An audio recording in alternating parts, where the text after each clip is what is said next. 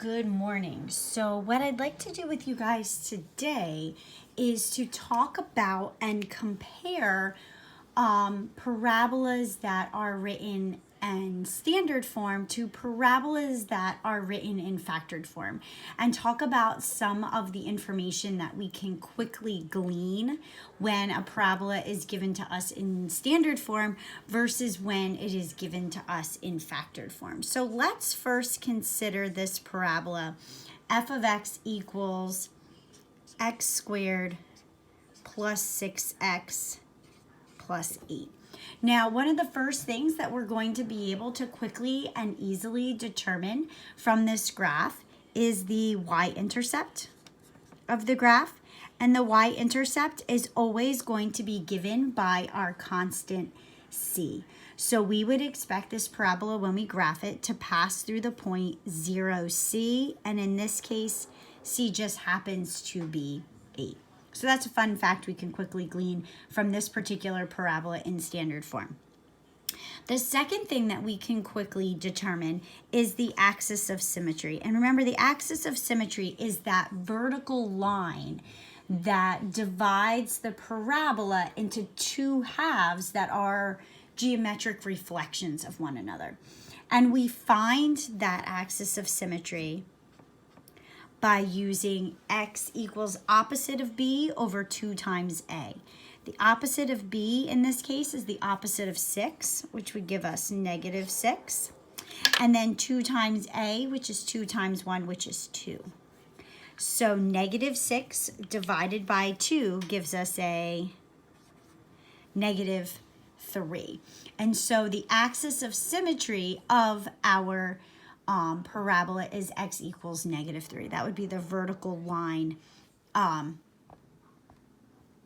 would be the vertical line that cuts the parabola in half. And then the last piece of information that is easy for us to get from standard form is the vertex. Now that vertex defines that maximum or minimum point that lies on our graph.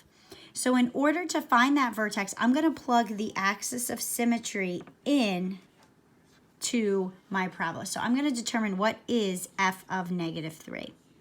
So I have negative 3 squared plus 6 times negative 3 plus 8. And if I'm following my order of operations here, negative 3 squared is 9.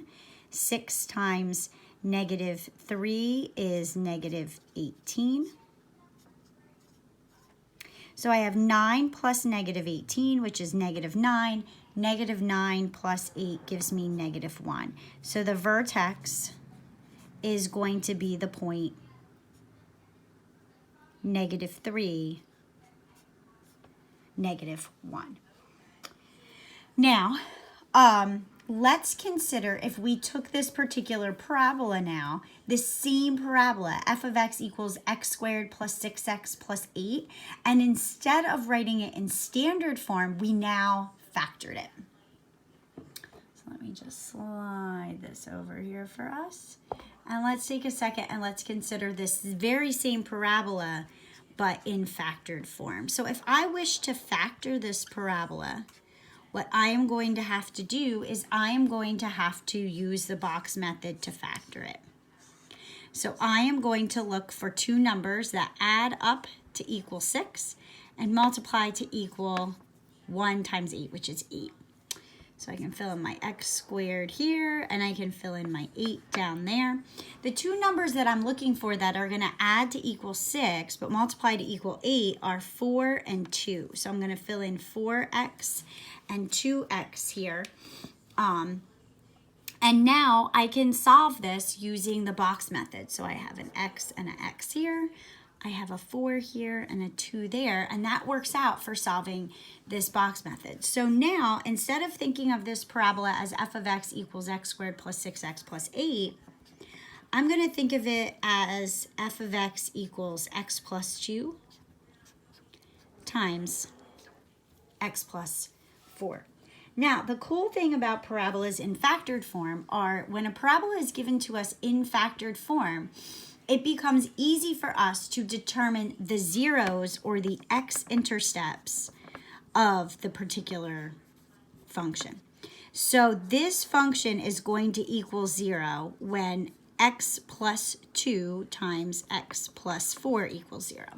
Well, if I'm thinking about the zero product property, that's telling me if I'm multiplying these two quantities together and I end up with 0, either x plus 2 has to equal 0 or x plus 4 has to equal 0. One of those two things need to be true in order for this product to equal 0. So that could happen when x equals -2, or that could happen when x equals -4. So by looking at it this way, I have found that the x-intercepts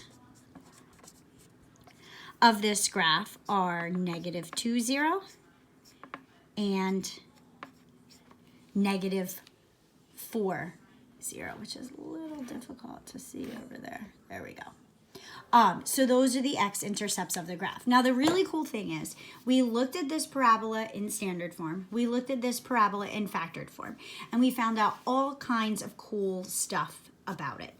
So let's actually take a second and look at the graph of this function and confirm that all these calculations that we did were in fact correct. So here is a graph of this particular function. And what you'll notice about it is that if I, didn't mean to scroll in like that. It's still scrolling in. Give me 1 second. Okay, there we go. There is the y-intercept at 0, 8, just as we had calculated.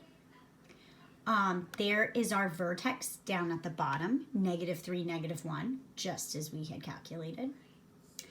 Over here is one of the two x-intercepts, -2, 0, just as we had calculated. And over here is the other x-intercept of the graph, -4, 0, just as we had calculated. So by looking at the graph in both standard and in factored form, we found out all of these really cool characteristics that were able to give us a really good idea as to what our parabola would look like. I hope this helps. I'm going to do one more example with you in just a minute, and I will talk to you soon.